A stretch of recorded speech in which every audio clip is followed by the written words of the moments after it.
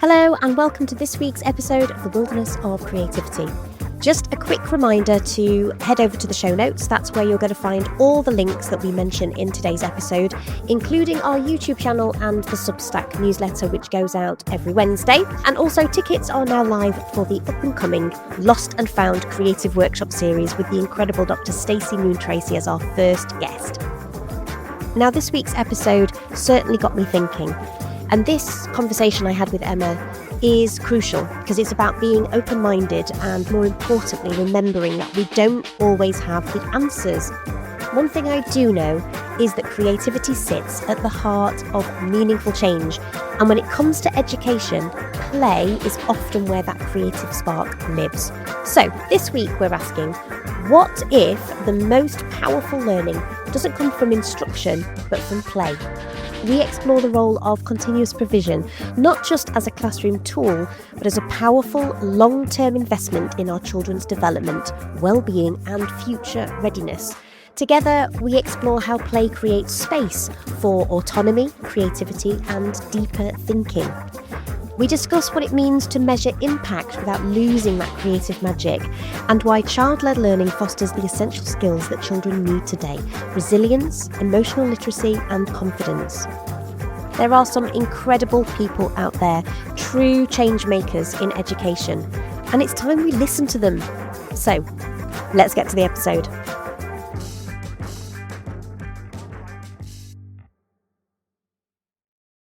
Okay, so the card that's come up is Adventure is Waiting for You. That's a good one. I like that.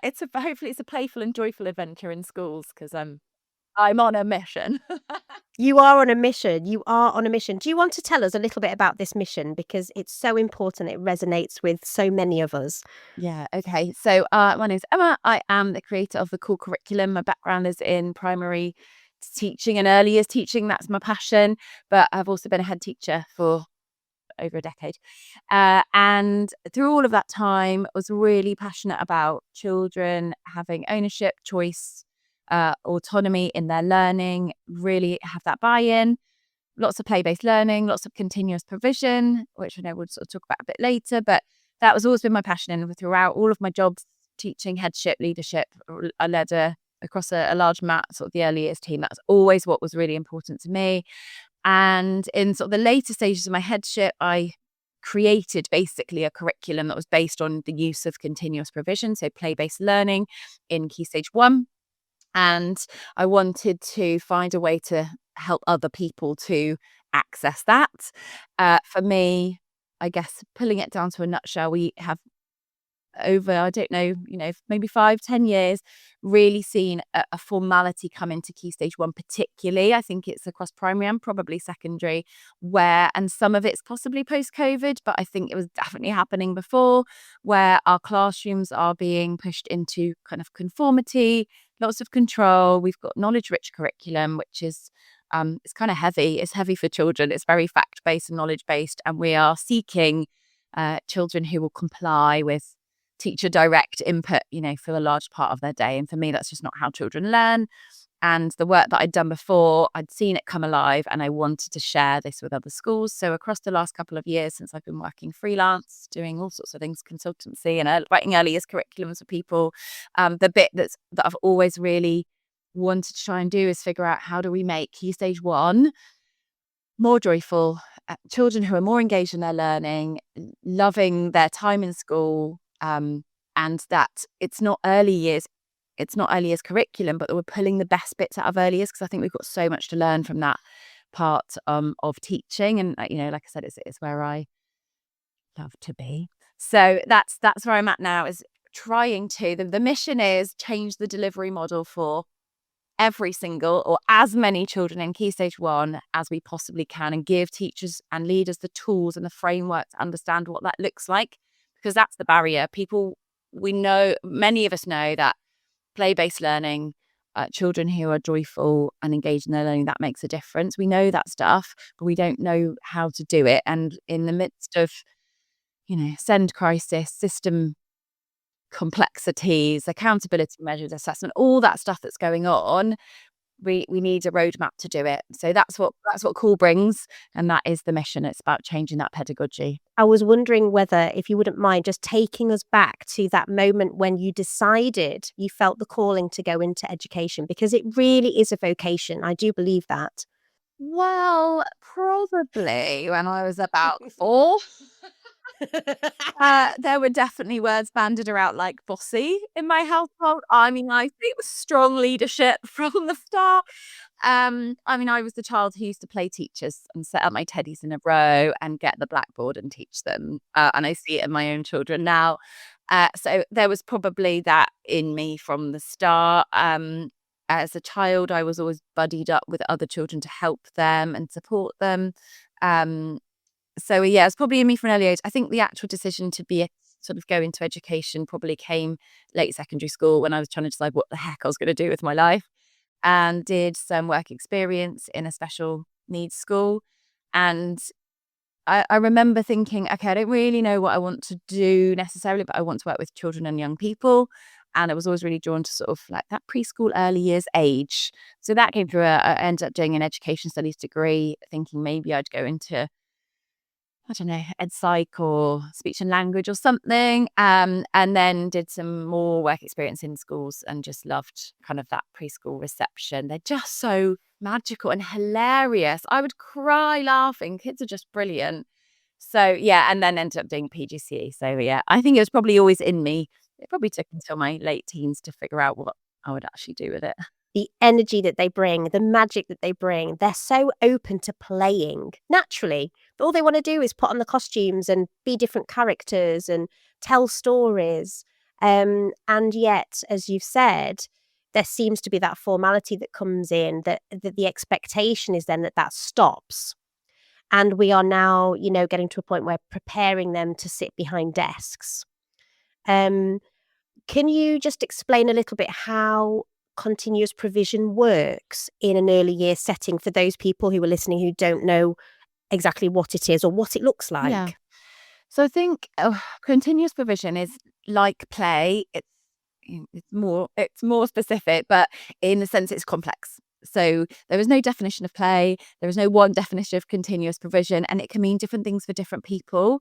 And whenever I work with schools, the bit that I always try and clarify first is what does it mean? What does it mean for us in our work? Like I have a definition of what it is to me, but what do they want it to be? Because there's lots of different versions, and you kind of have to clarify that first. When I'm working, I use a model that I created called the CAPE model. Because I think it's a superpower. And so we just use that kind of acronym to help us to pull it together. And C is for continuous. So for me, if we're talking about continuous provision, we're talking about resources being available in a way that's continuous for the children. Like they need to be able to access and revisit those things. If we just put something out for one day and they get to pick, but then we take it away, that's not continuous. We're not talking about them accessing it like all the time, but there has to be things that are available to them over time that they can repeatedly go back to. So that's the continuity bit for me. And then the next biggest part of it is autonomy. So the A stands for autonomy, that children need to have choice. If we're having provision is resources, the environment, the setup. For it to be good continuous provision, they have to be able to choose. If we've got a Lego box over there and a writing table and we tell them where to go, that's just an activity. That's not continuous provision. They don't have any autonomy and choice. And then the P, there's 2 P's and an E, they stand for provision. And that's like kind of a big meaty bit around what does that actually look like. Ultimately, what we're talking about is having high quality resources and a high quality setup in our environment that can lead children's play and learning, and that it marries together. So in a nutshell, that's where I'm at with it. In early years settings, I guess we're more used to seeing that sort of provision in earlier settings like nurseries, preschools, reception classes. That feels like the norm. My belief is that classes right up to year 6 and further can have that sort of setup. It looks different, but it's really, it's powerful. And what I started to think there when you were explaining that, because in the setting that I work in, they have little work in progress cards. So the children will be, playing with something in the morning. they'll have built something, for example, a track, then they put the work in progress card down and all the children know that somebody is working on that or working in that area. And then the children go off and they go to their specialist lessons or they go and do phonics or whatever it is that they've got planned in the day. And then the children go back to that when they have their continuous provision slot, so to speak. So that's a really easy way for everybody in that space to know that everybody's working in their own way on their own thing, and it's lovely. I love walking around and seeing all the different stations, as it were, with these work in progress. It's gorgeous. That's about perseverance, isn't it? That's about giving children opportunities to come back to and to revisit and to persevere with their learning. I think when we really look at what we do in schools at the moment, we shut learning down. We compartmentalize it into it's half an hour here, it's an hour here. And actually, as adults, and when our young people become adults, that's not how we work. I mean, I try and time block, but I'm rubbish at it because I get into something and I just want to, you get on in the flow and you want to keep going. And I get that we have to have structures in schools. Of course we do. We need to have those things. But what you've said there is coming back to that idea that actually if we have play and continuous provision opportunities in our classrooms, we enable children to show their capacity to work for longer and their perseverance. And if we look at the research, that's what it tells us. If we give children choice and autonomy and ownership over their learning, we set up environments that work for them, they'll develop better perseverance. They'll engage for longer. They show focus. They'll focus for long. Like, these are things we want, but they're not really things we necessarily, I don't think, try and encapsulate in the classroom. We don't think about them enough to make sure that they happen. Creativity is such a big part of this provision, isn't it? And we need it. And this creative flow, I mean, you said just a moment ago about the fact that you go into a project and you want to work on it for longer, and we've got a very broad curriculum, but we have the breadth, but we don't have the depth.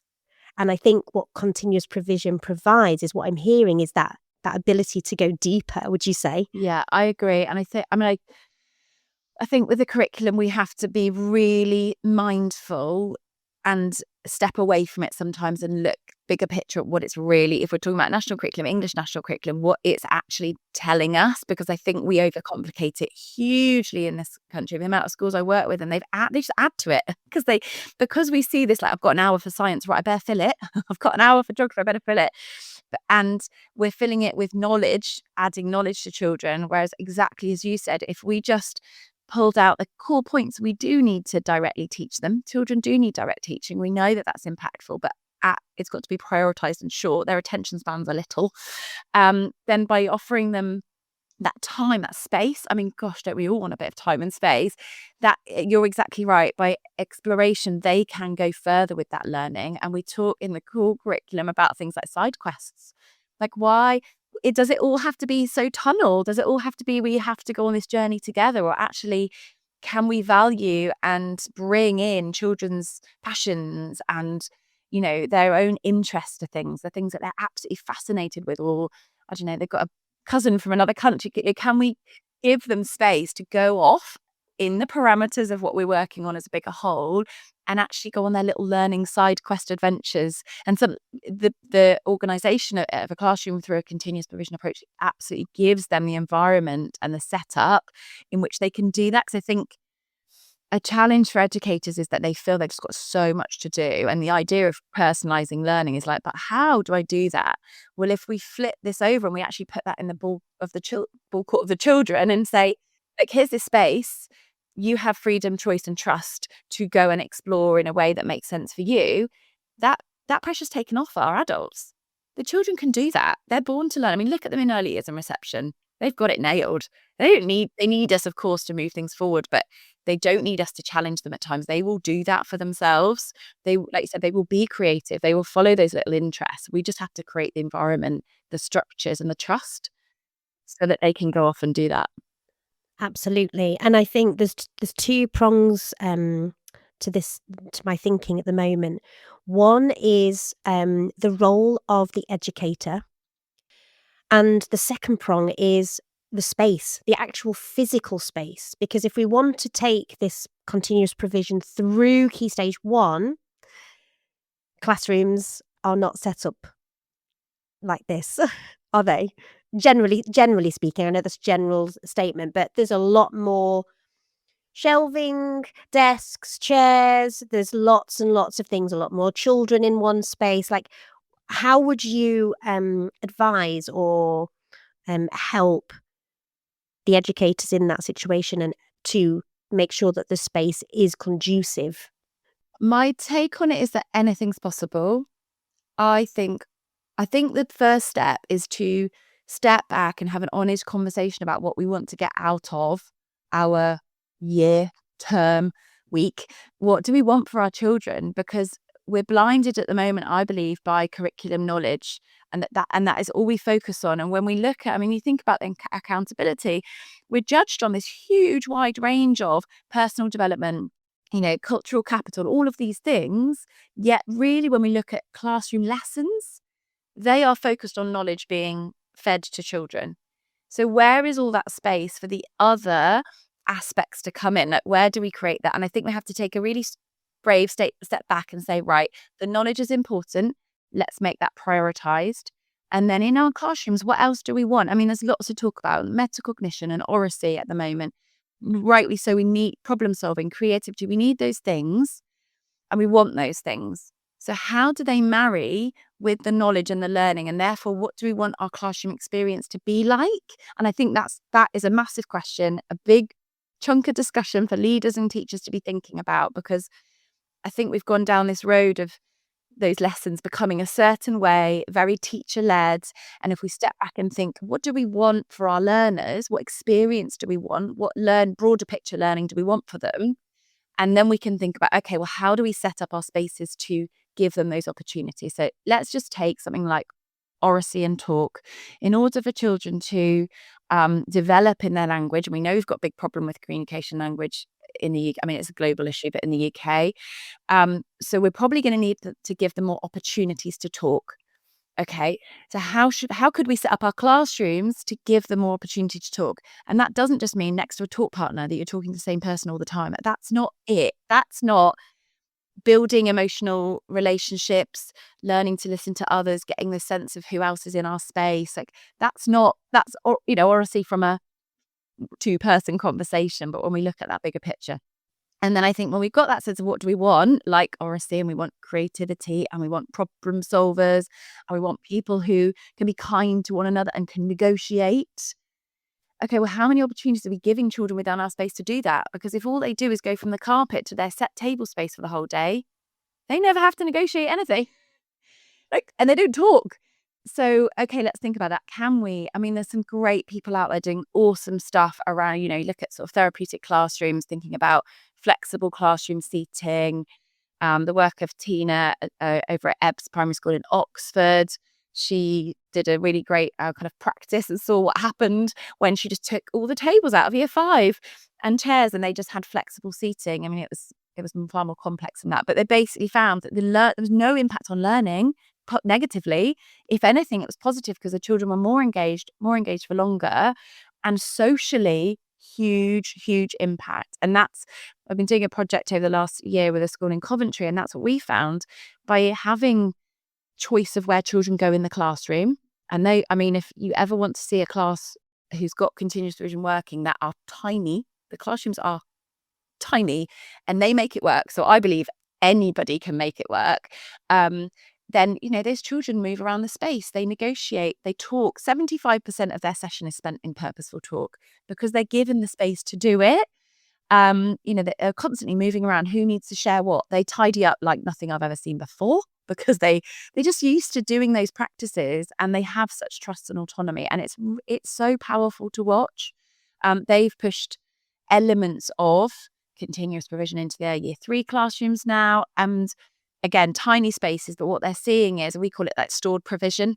So we're not necessarily setting up big zones and spaces in the classroom, but around the edges of the classrooms, we have got loose parts, craft opportunities, and children go and get it and bring it to their table, or get it and bring it to the carpet. So it's a different version of it, but it still brings in those core principles around children having choice, autonomy, ownership, being able to talk, using their creativity, being independent. And that's the bit, I think, step back and think about what core principles are important. And mismatch at the moment in so many of our classrooms. When you're talking about children being able to talk to each other, listen to each other, negotiate, compromise, collaborate, problem solve, time manage, these are all of the skills that we teach in drama and the arts. And yet we see the arts being taken out. They are nice things to have. But so many of those skills that you're talking about are embedded in that practice. You're right. They're the vehicle. We've forgotten that, because then we get to a point where so many teachers say to me, oh, they're just not independent in year 3.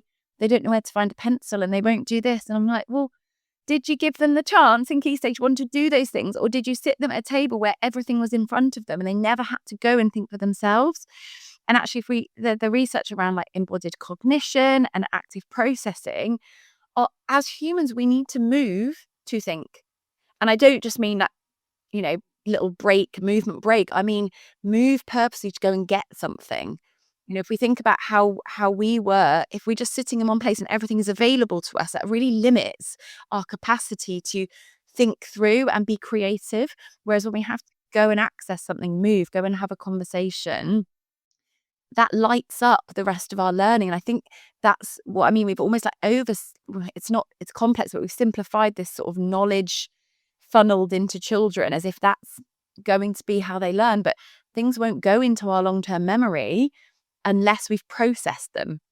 Processing takes time, processing takes movement, and processing takes repetition. So I think it's around like 8 times we have to encounter something in order for it to go into our long-term memory and be embedded. Well, are we giving children 8 opportunities to learn and process a piece of knowledge or a skill? No, we're probably not, because we're rushing and we're just trying to cram everything in. And then there's lots of research about how, if we're just delivering knowledge, how long that takes to go in, how many times we have to repeat it. Yet if we do it through play, it's so much quicker, because these are the roots. I think these are the channels that we need to create to see this is how learning is going to happen in a much more straightforward way and a much more joyful way. Like, we've forgotten that school should be joyful. I saw someone post about Golden Time the other day, that it's kind of become this thing that it's only on a Friday afternoon and only for the children who've completed their work. And I just think, God, I want the whole of school to be Golden Time. I want children thinking, oh my gosh, I love school. I can't wait to go. And it's this beautiful, magical place to be. Yes. I'm just not sure that's gosh, how we feel right absolutely. now. I don't think it is. I don't think it is. And that's not, there will be lots of days where children go to school. I mean, the other day, my little one came back, and we sit down and we have dinner and we go round and we say, what was your best bit of the day? And he turned around and said, school. So I know that there are days when he absolutely loves it. But we have also had conversations, and he says, I don't like writing. I don't like writing anymore. I said, oh, but you're always writing at home. You're always writing stories. You write stories with grandma. You create little books. Well, we do it a lot at school. And there's, part of me has to sort of say, well, that's what we do at school. We're practicing our letter formation, and we're practicing writing letters, and but at the same time, I'm thinking, I know what he's saying. It's really difficult. I think educators have such a hard job. There's so many different things. You've already touched upon it. That it's content heavy. It's really structured.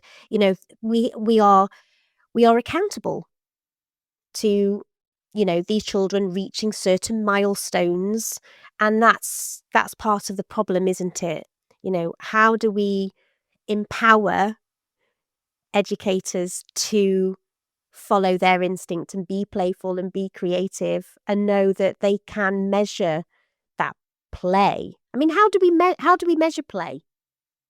I think it goes back to finding out what you want for your learners, because I think play itself is so complex, and for me, I'm a visual person. So for me, when I think about kind of play in the classroom, it's different to free play outside. And I think that's important. I mean, children need more play in total. In our country, we have a play deficit.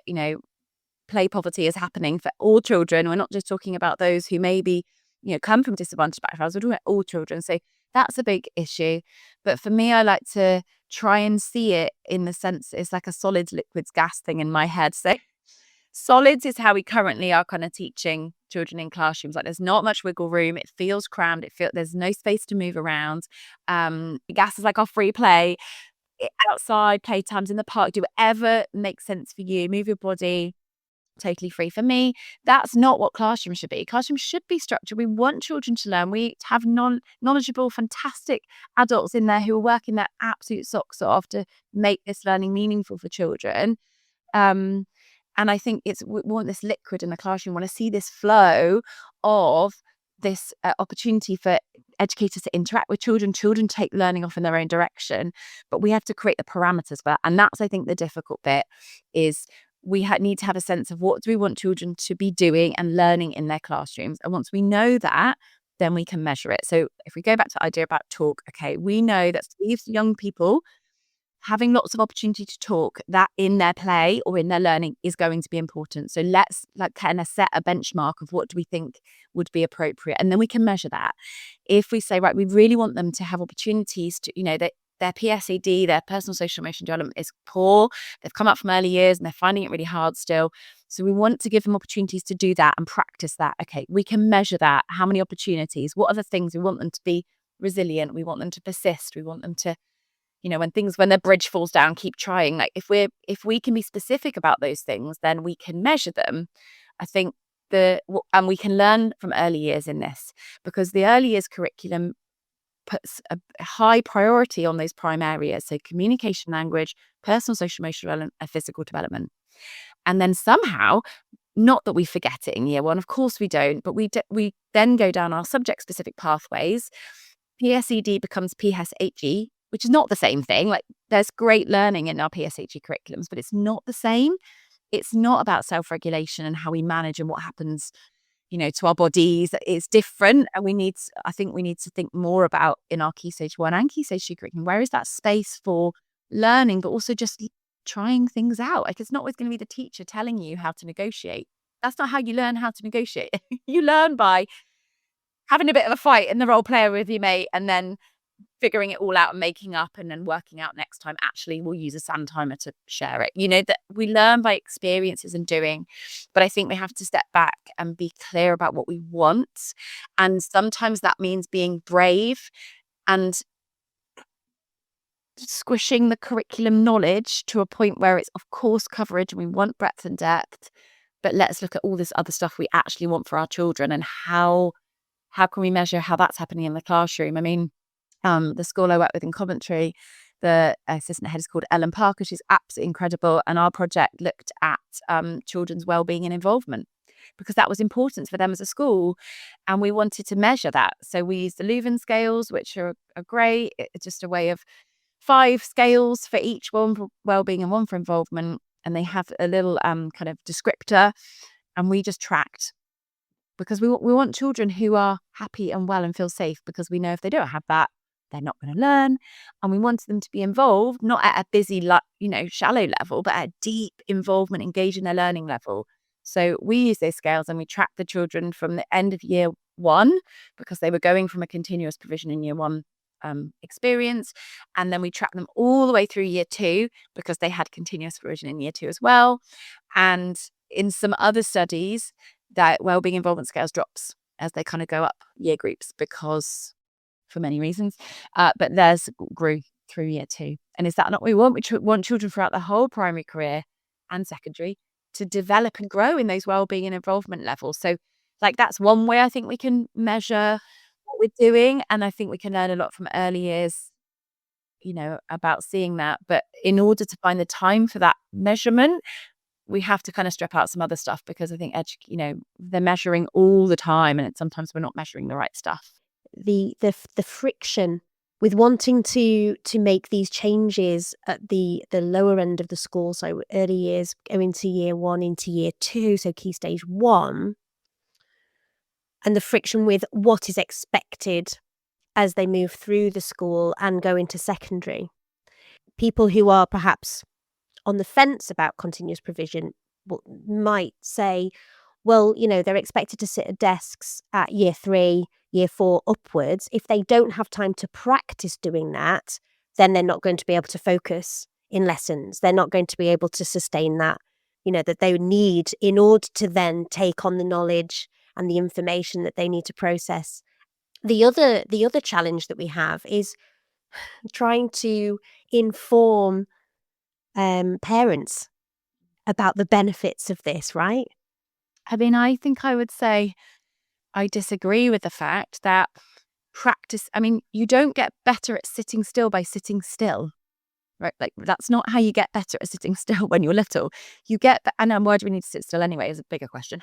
But you get better at focus when you've given your body the physical development that it needs. So our children need to develop their core strength. They need to develop their shoulder strength if they're going to write. They need to develop their posture. They need to, Dexterity. the dexterity. They need to develop the nervous system pathways, which is all about their balance. If they're going to then feel safe enough in their body to feel okay to sit still and focus.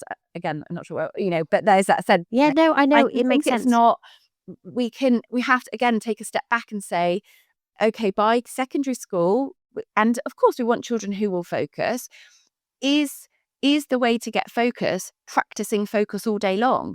No, the way to get focus is getting buy-in and engagement to what we're doing so that children naturally are just enthralled. I mean, how many times have you had that, something comes to the classroom and the kids are just like, of course, they're going to sit still and they're mesmerized. So finding the engagement is going to be the thing that helps them to focus. Developing their buy-in is going to be the thing that helps them focus. They need to feel that they matter in this and that they're deeply engaged in their learning. Like, why is this important? How many children go, I don't know why I'm learning that? And secondary school is, at fault there, definitely. I think this stuff goes through to secondary school as well.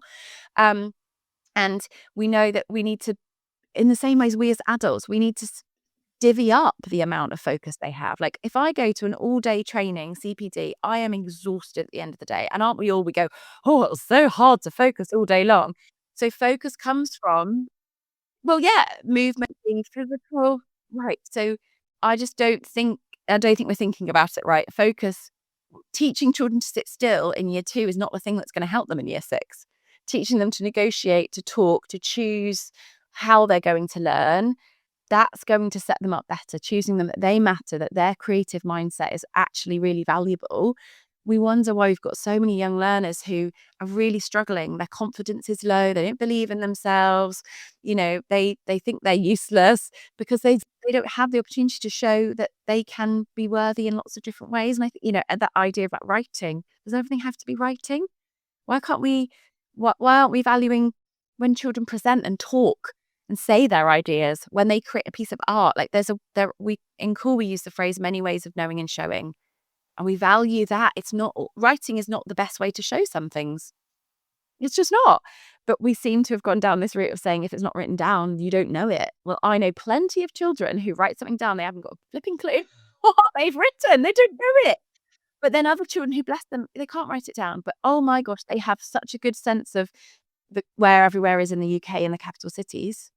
They just, and again, that's stepping back and going, what's important here? Knowledge, that quote around knowledge, learning is the residue of thought, right? So how are we giving children opportunities to think in our classroom? Writing it down can help, but it doesn't always. So I think it's about stepping back and thinking, is this process what is going to get us what we want for our young people? Because I mean, my children and children I've worked with in my schools, I want them to be healthy, happy adults who can communicate, who can build relationships, who pick themselves up when they go to a job interview and they don't get it, who know that when they hand an assignment in, that's the first draft and it's going to come back to them and they're going to have to keep going and keep going. Like, we need these ideas. And I mean, that idea of creativity, where are we giving children chance to practice and grow that? Or are we just shutting it down? I mean, something that I really struggle with, and have always struggled with working in formal school settings, because I was freelance before. So I'd have long day projects or half day projects working with schools and children and young people in lots of different settings. But the school bell, I bloody hate it, because we will be in the flow of creating something. The children will just be on the cusp of getting a project together, or creating a scene, or getting an idea for a script, or developing a character, and then the bell goes. And it's, I suppose, going back to what you were saying, it is frustrating when that happens. However, what I've learned is actually we don't have to leave that where it is. Yes, it's frustrating because we've lost that creative flow.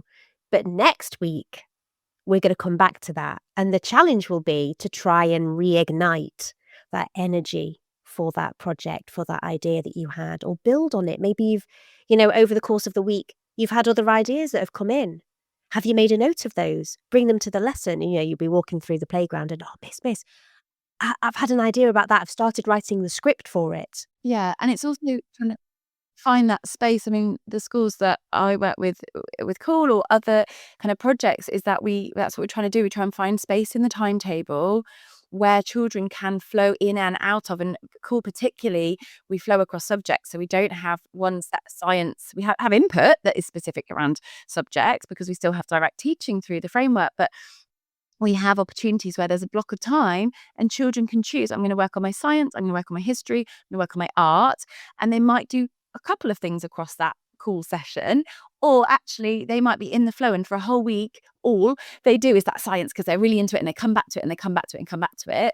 And then that's kind of their bit of their learning. And then the next week they go, right, okay, I'm going to get onto the art now. But I think, there's a lot we talk about, learning styles are not a thing anymore, but preferences and strengths are still a thing.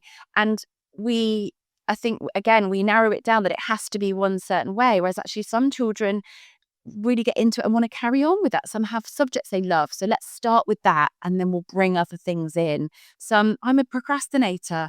I need a bit of thinking time before I get started.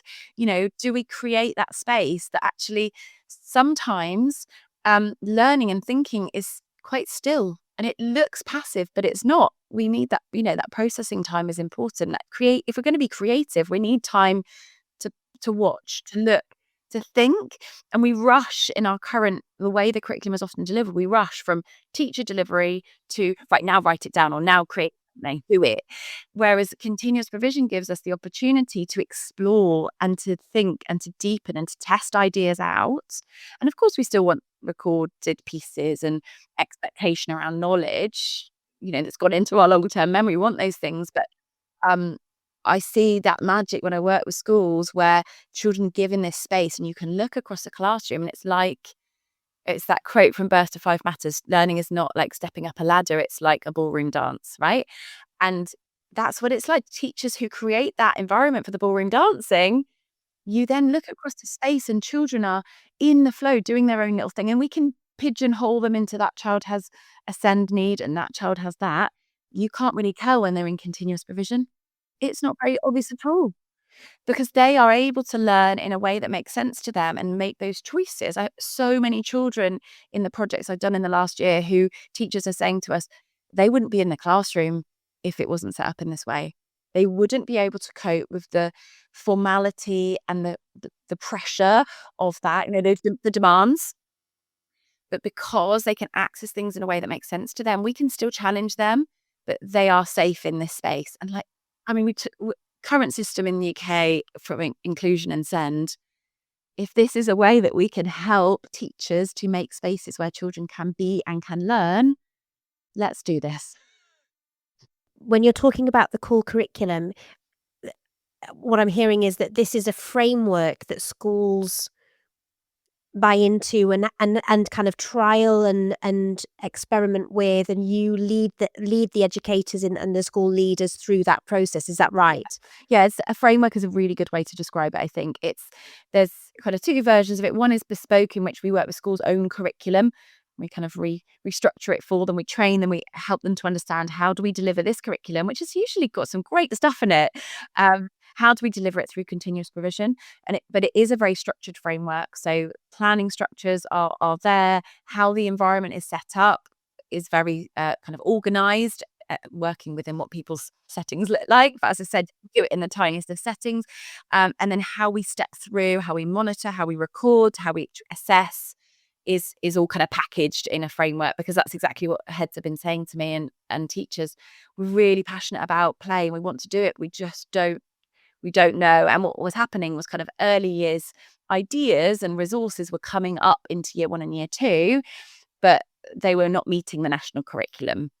So it's absolutely a framework for people to work within, that guidance to help them to go through it. And lots of training and support. And I'm learning as we go along. We've got 5 trial schools at the moment this year who are working with us, because I wanted it to be, I've done it before, but I wanted it to be co-created. So they are feeding in and helping us with this project to build what else can we do to support schools because sometimes it's just little stepping stones. If we're not ready for full on continuous revision, I invite schools to step back and say, okay, so Cool is based on the choosing our own learning. So choice, ourselves as learners and people, ownership, and links to learning. So I invite schools to take a step back and say, okay, well, let's just start with something small. To what extent can children have choice in your lessons? Can they choose where to sit? Can they choose how they sit? Can they choose who they sit next to? Can they choose what colour paper they write on? Can they choose whether their learning about verbs is in a poem, a story, or a poster? Like, these are little teeny weeny steps that sound like, yeah, but what's the point? I promise you, when people try those little tiny things, the point is we get engagement, we get motivation, we get buy-in, we get focus for longer, we get the outcome is big, the steps might be small. And there's lots of ways we can do this. Cool is one of them, but there's so many other people out there doing and trialing, really great stuff. And if schools want to get in contact with you and work with you, because you've got the podcast and you've got like 3 core sort of avenues that schools can work with you. So, where can people find you, Emma? Well, I've got a website for Cool, which is coolcurriculum.co.uk. So come and find out there. I'm on Instagram and LinkedIn, so I hang out there quite a lot. And so Cool. We're exploring opportunities for schools to work with us in the next coming year. But I also run sort of training and consultancy and bespoke projects with schools. So ping me an email. There's contact details on my Cool website, or also I have another more early years website, which is just emmalurie.co.uk. Come and say hi, and we can kind of find out what works. I interestingly do lots of training for leaders around early years practice. Because again, that's often a gap. We have lots of leaders who would openly say, early years practice is not in their zone of genius. So, do that. But there's great other people out there. I've worked with kind of Chartered College, and their Rethinking Curriculum project is great if people are looking for sometimes it's about opening the door to say, who else is doing things a bit differently? So Chartered College is great with their project. You've got Hayley Peacock doing things around Reggio Emilia, really exciting stuff. There's a national play and education group, which I sit on the board of and help, and we're mapping out just opportunities to connect schools together who are looking for playful ways of learning. The Creativity Collaboratives, I don't know if you check in with them. There's kind of a Cornwall, it's like the Penryn project, and they've got loads of case studies on their website with schools, action research project where schools have just tried little things, and that's what we need. We need teachers who are going to be brave enough to just say, hey, in this one little nugget of time, I'm just going to try something and see what happens. And they've got that website, they've got like a whole structure of how we can measure creativity and the different stages and what we can look at. So there's so much out there it's about time, right? But there's so much out there if we have the time to have a little look and explore. And often I think when we arm ourselves with some of that knowledge around what is out there, what are other people doing, that gives us that little bit of bravery to say, okay, I'm going to try it and see what happens, see what the impact is. And all of those things that you've just mentioned, all of those different organisations and working groups, I'll make sure I put those in the show notes so people can go to and check out the work that they're doing, because I think reflection and learning and collaboration it's just so hugely important. Opening your mind to other possibilities and being brave. You've talked about this a lot in our conversation. It's about being brave, but not brave taking forward steps, actually being brave to step back and look at the bigger picture and reassess and review. And I think that's such a big part of being creative actually. It's looking at a project from a different perspective, and having conversations with people that perhaps change your mindset, or change your view, or just the juiciness of it. So the possibilities are endless. You've had Kate on this on the podcast as well. But Kate, from What If Education, the book that's coming out, Ordinary, is going to be Can't wait. a beautiful way if people are looking for like a stepping stone into opening up children's discussion and like awe and wonder in the world. And she's doing fab things. So there's lots of people out there in the space who are exploring it. I think it's just about, like you said, connecting and pausing for a minute and thinking, what do we want out of this, and how can we step forward?